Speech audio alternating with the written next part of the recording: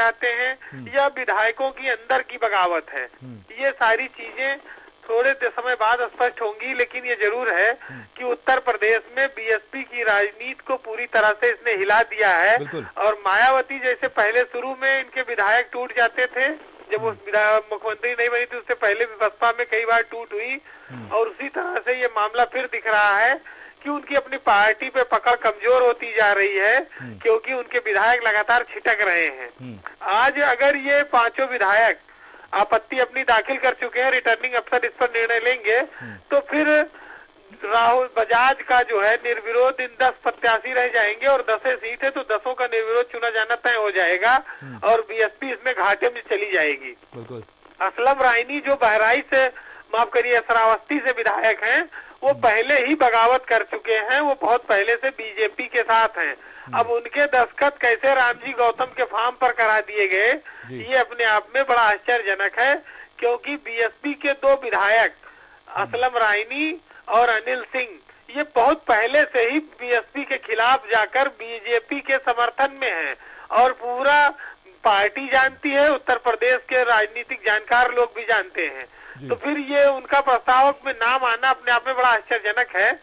और हरगोविंद भार्गव तो नामांकन के समय मौजूद थे, उन्होंने अपनी आपत्ति क्यों लगाई है, ये बदले हुए समीकरण का संकेत है। लेकिन इतना जरूर है कि अगर रामजी गौतम का पर्चा खारिज हुआ तो राहुल बजाज की लॉटरी लग जाएगी और वो राज्यसभा पहुंच जाएंगे। बिल्कुल वीरेंद्र जी, कहीं ना कहीं राजनीतिक लिहाज से एक बहुत बड़ी खबर है। इस खबर के सामने आने के बाद अब क्या कुछ हलचल देखने को मिल रही है? देखिए, हलचल तो राजनीतिक रूप से ये है और ये साफ संकेत है कि बीएसपी में बहुत भारी टूट होने वाली है। और 19 विधायक उनके जीते थे, उसमें से 2-3 विधायक ऑलरेडी उनके पहले से बगावत कर रहे थे। अब जब प्रस्तावक जो हैं वो बगावत कर देते हैं तो उनका जो प्रत्याशी है, जो उसको 13-14 वोट बीएसपी के थे, वो भी बेकार चले जाएंगे, उनका पर्चा खारिज हो जाएगा। तो अब कोई बार्गेनिंग नहीं होगी और न चुनाव हो पाएगा। अगर पर्चा खारिज हुआ तो चुनाव की नौबतें नहीं रह जाएगी, चूंकि 10 सीटें और 10 ही नामांकन रह जाएंगे। तो ऐसे में सारे लोग निर्विरोध चुन लिए जाएंगे और इसमें राहुल बजाज जो निर्दलीय उन्होंने उम्मीदवार के तौर पर कल नामांकन किया था, वो अगर स्क्रूटनी में उनका पर्चा सही पाया जाएगा तो वो राज्यसभा जा सकते हैं। अब सबसे बड़ी बात यह है कि बीजेपी ने क्यों जो है 8 सीट पर प्रत्याशी खड़ा किया, जबकि उसके 23 वोट एक्स्ट्रा थे। उन वोटों का वो क्या करने वाली थी, ये चीजें उसने नहीं बताई। जी वीरेंद्र जी, इस पूरे मामले में बीजेपी को क्या कुछ नुकसान हो सकता है? पहले वो 9 सीट जीतने वाली थी, अब क्या लगता है आपको कि ये यू टर्न के बाद बीजेपी को कितना नुकसान होगा या फिर फायदा होगा? देखिए, ये रणनीतिक सफलता नहीं कही जाएगी, ये राजनीतिक चूक है। लेकिन इतना जरूर है कि अगर आज बीएसपी के रामजी गौतम का पर्चा खारिज होता है तो अखिलेश यादव उत्तर प्रदेश में एक नए राजनीतिक चाणक्य के तौर पर उभरेंगे। ऐसा उत्तर प्रदेश की राजनीति में पहली बार होगा। जो लोग अखिलेश यादव को बहुत हल्के में लेते थे, उस आदमी ने ये जता दिया एक निर्दलीय व्यक्ति को नामांकन करा के कि वो राजनीति की बाजी पलट सकते हैं और निर्दलीय को भी जिता सकते हैं।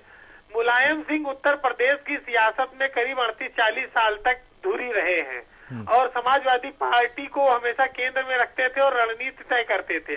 लेकिन मुलायम की छाया से निकलकर अखिलेश यादव ने पहली बार उत्तर प्रदेश में एक तरह से रणनीतिक कौशल का परिचय दिया है। ये जिसके पास संख्या बल नहीं है, मात्र 10 विधायक ज्यादा हैं, 37 की जरूरत होती है एक राज्यसभा सांसद के लिए, 27 विधायक कम थे।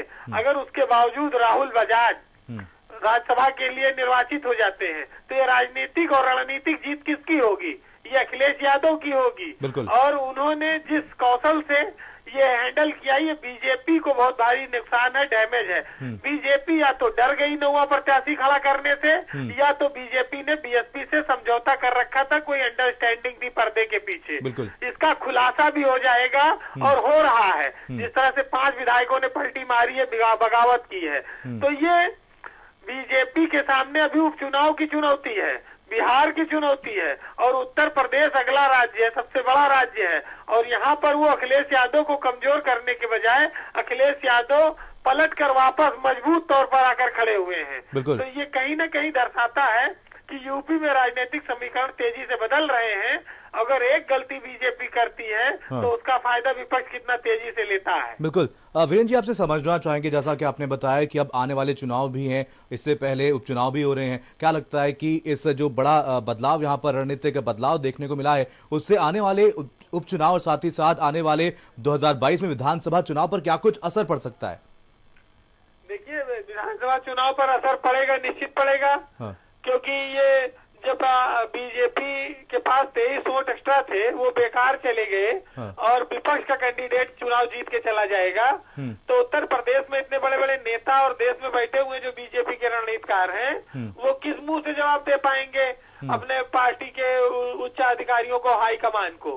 और जनता देखिए सब समझती है। बिल्कुल। अगर आप आज चूक गए, आज विधानसभा में जिन 5 विधायकों ने अपनी आपत्ति दी है, अब वहाँ पर मीडिया का प्रवेश बंद कर दिया गया है। उनको समझाया जा रहा है कि आप इस तरह से काम न करिए।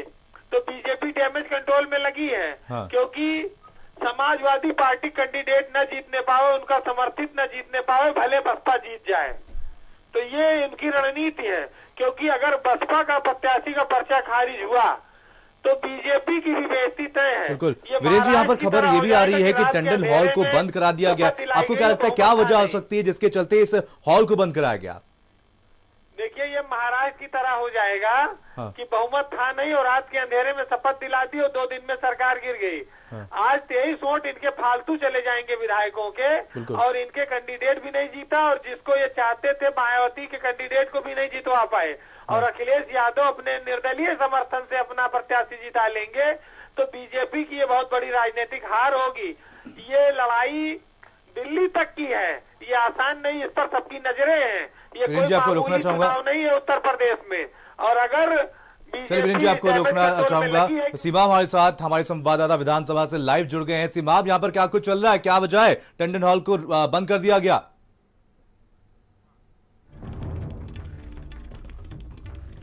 संपर्क टूट गया हमारा। सीमा से एक बार फिर से संपर्क करने की कोशिश करेंगे।